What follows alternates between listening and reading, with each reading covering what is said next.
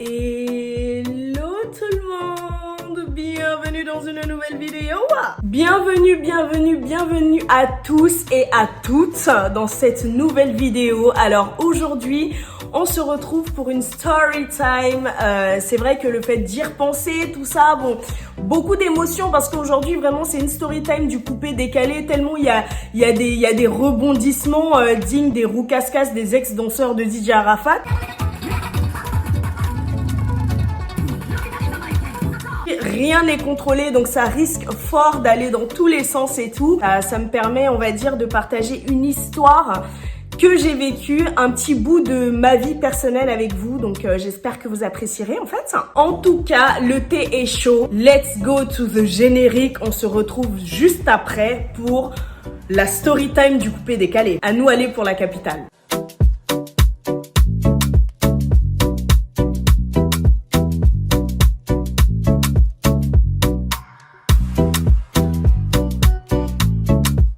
Franchement, sachez qu'aujourd'hui, je vous raconte clairement la rupture la plus difficile que j'ai eu à vivre, mais vraiment de toute ma vie. Je pense que là, enfin, je sais pas, mais je trouve que les ruptures amicales, quand c'est une personne à qui on tient énormément, c'est vraiment archi compliqué parce que par exemple à chaque moment de la vie on se dit tiens on aurait aimé que la personne elle soit là et tout ça.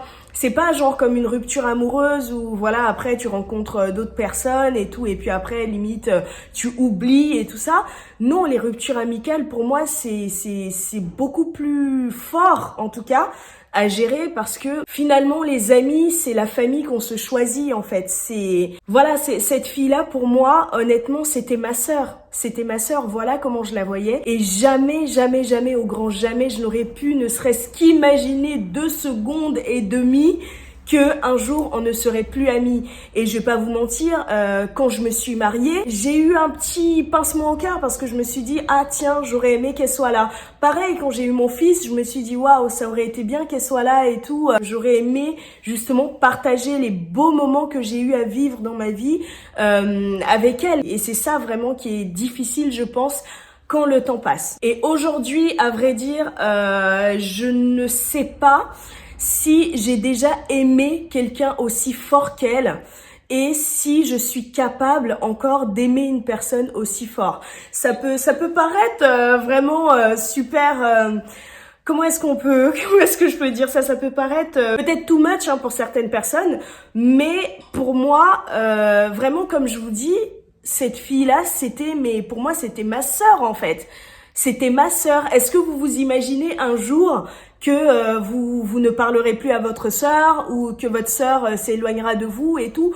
Non, je pense encore de temps en temps à elle, surtout quand le mois de son anniversaire arrive, je pense grave à elle. Par la suite, vous allez comprendre parce que je vais bien entrer dans les détails juste après, mais je me souviens que au début, lorsqu'on n'était plus vraiment en lien, lorsqu'on se parlait plus vraiment, pendant 2 ans, je crois, on a quand même continué à se souhaiter les joyeux anniversaires via Facebook et tout, mais c'était plus ça en fait. Et personnellement, j'ai senti comme si c'était quelque chose de pas naturel. C'est pour ça que j'ai arrêté de lui envoyer des joyeux anniversaires et je me souviens bien. La dernière fois, du coup, très exactement, que je lui ai écrit sur Facebook, il me semble, c'était quand mon anniversaire est passé et je lui ai écrit pour lui dire waouh, tu m'as même pas souhaité joyeux anniversaire et tout. Et elle m'a répondu bah toi non plus, en fait tu m'avais pas souhaité joyeux anniversaire. Moi, j'aurais attendu de cette personne qu'elle m'écrive comme moi je l'ai fait quelques jours après mon anniversaire pour elle, qu'elle m'écrive et qu'elle me dise voilà Axel, tu m'as pas souhaité joyeux anniversaire, j'ai pas apprécié et tout. Mais j'ai vu qu'elle avait gardé ça sur le cœur et c'était encore une fois une chose qui a prouvé qu'on était clairement plus sur la même longueur d'onde. Bref. En tout cas, pour planter le décor, j'aimerais qu'on fasse, selon ma perception, bien sûr, la différence entre une amie, une copine et une connaissance. Pour moi, une amie, c'est une personne, à qui je me confie et qui se confie également. C'est une personne avec laquelle j'ai des conversations relations, comme je dis, de surface, c'est-à-dire des trucs qui sont pas forcément très profonds. Mais d'un autre côté, on peut aussi aller dans des sujets ultra profonds tels que par exemple la religion, les choix de vie, mais vraiment des sujets, on va dire, essentiels, que ce soit des sujets à polémique ou des sujets voilà, qui nous concernent personnellement. C'est une personne avec laquelle on va peut-être pas être d'accord sur tout, mais on va savoir comment débattre sans pouvoir blesser l'autre. On passe des moments, si vous voulez, des moments de kiff intense, et au moment où on se sent pas bien aussi, on sait qu'on peut appeler cette personne-là, qu'elle peut être là. Voilà pour moi c'est quoi une amie. Pour moi, une copine, c'est une personne avec laquelle je m'entends super bien, mais on ne parle pas tellement de sujets tellement profonds. En fait, c'est une personne avec qui, par exemple, j'aime bien sortir, j'ai des affinités, une personne avec qui, voilà, je m'entends.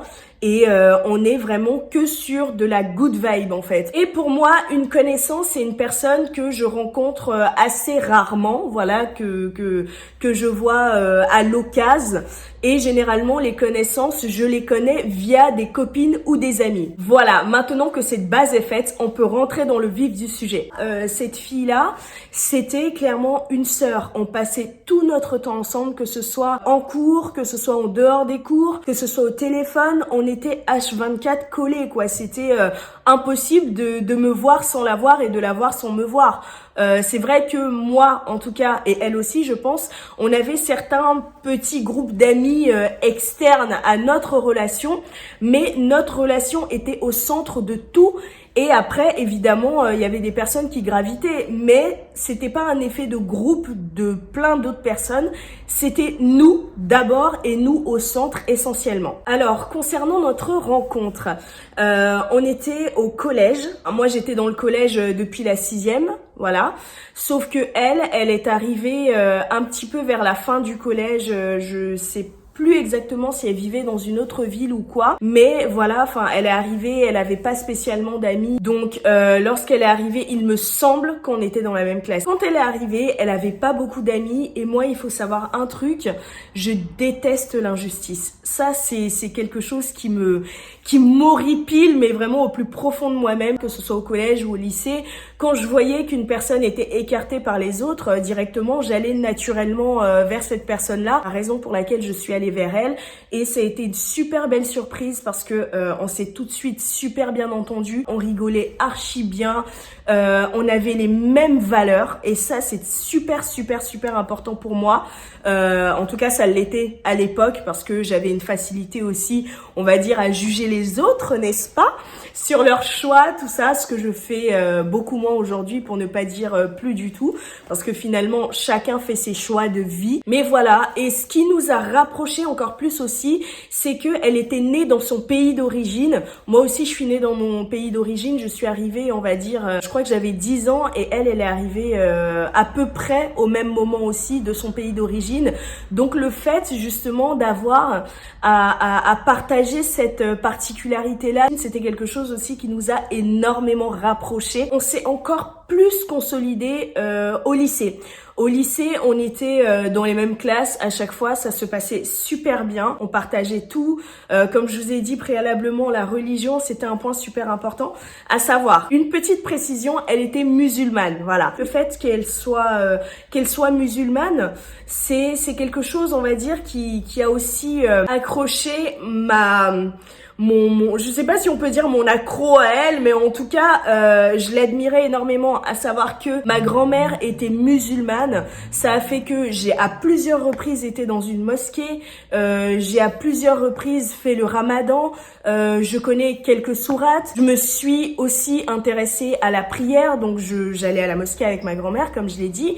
Donc j'avais un esprit très ouvert de ce côté-là, et de rencontrer une personne qui justement pouvait me rapprocher peut-être indirectement de ma grand-mère qui était déjà décédée à cette époque-là, ça m'a encore plus consolidé dans le fait que cette fille-là soit super géniale, quoi. De plus, je me souviens qu'à l'époque, en tout cas quand j'étais beaucoup plus petite avec ma grand-mère, j'avais des cousines qui allaient à l'école coranique, donc j'ai déjà été avec elles, je savais ce que c'était, et cette amie-là, justement, elle lisait, elle écrivait l'arabe, donc je la trouvais juste fascinante. À la fin du lycée, on a toutes les deux décidé d'aller dans la même ville pour pouvoir continuer nos études, et quand je vous dis qu'on était archi liés, on aimait les mêmes matières, donc on est allé exactement dans le même cursus, on est allé dans la même licence, dans la même ville. Et je me souviens que moi, j'avais trouvé un appartement. Sauf que elle en avait pas trouvé un. Donc, je lui ai dit, bah écoute, ça sert à rien de chercher encore plus. Viens, on vit ensemble. Comme ça, après, pendant que t'es avec moi, tu pourras chercher autre chose et tout ça. Donc, ça s'est très bien passé.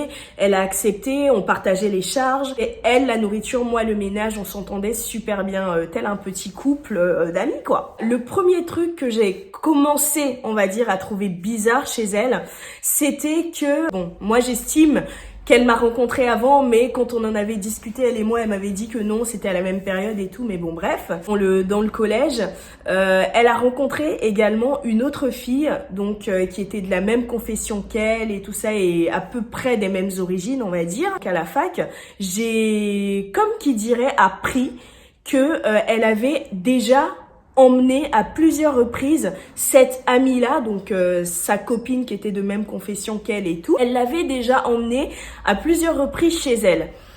Je me suis dit, mais c'est bizarre, genre à savoir que cette fille-là, elle avait déjà été chez moi à plusieurs reprises, elle connaissait très bien mes parents et tout ça. Mais elle ne m'avait jamais invitée chez elle. Elle m'avait jamais présentée à ses frères et sœurs, sachant qu'elle en avait.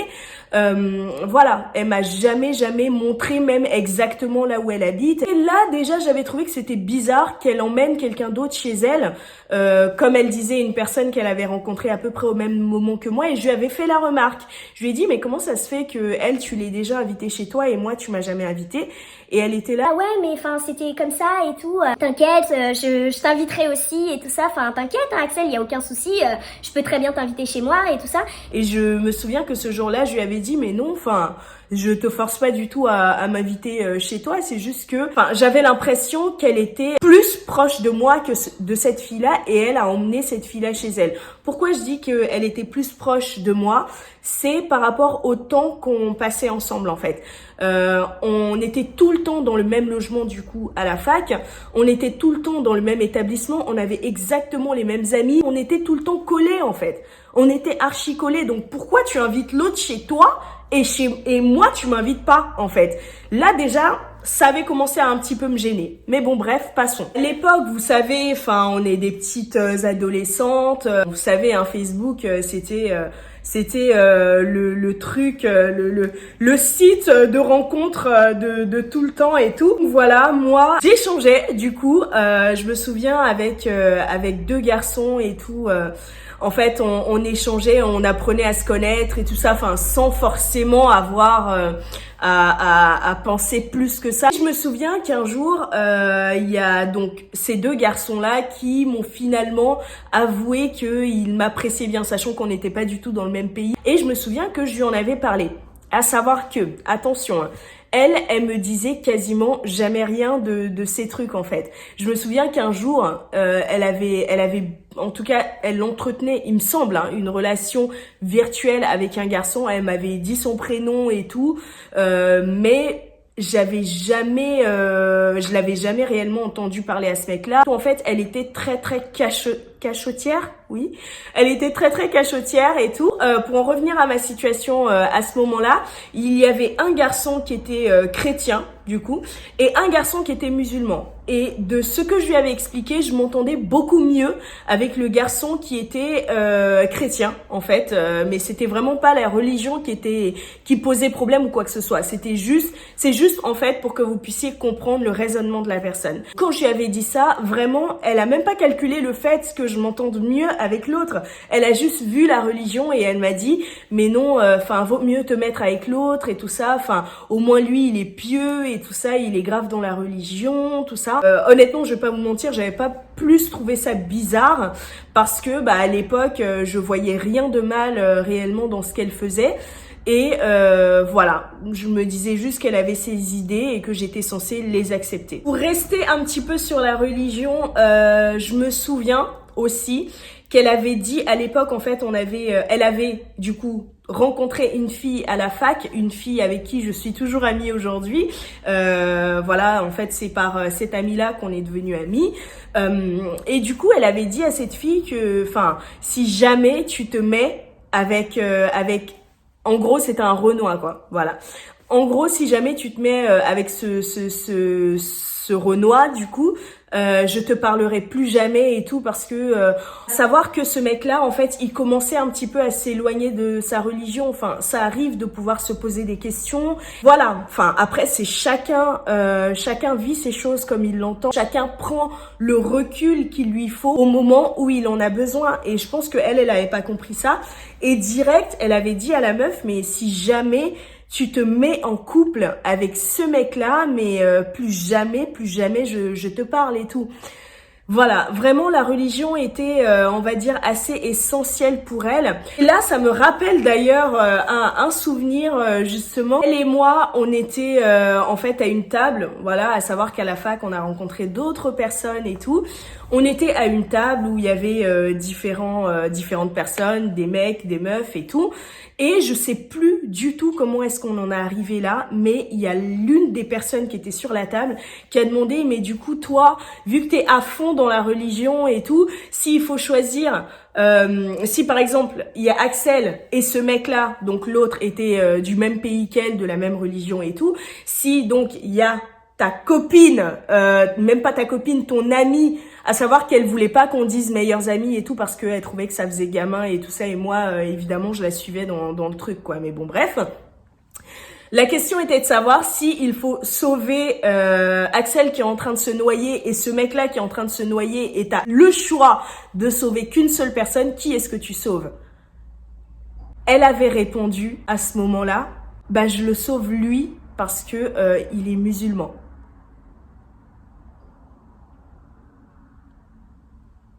Ouais, honnêtement, je me souviens même plus exactement comment j'avais réagi, mais c'est quelque chose que je trouve quand même assez particulier en fait.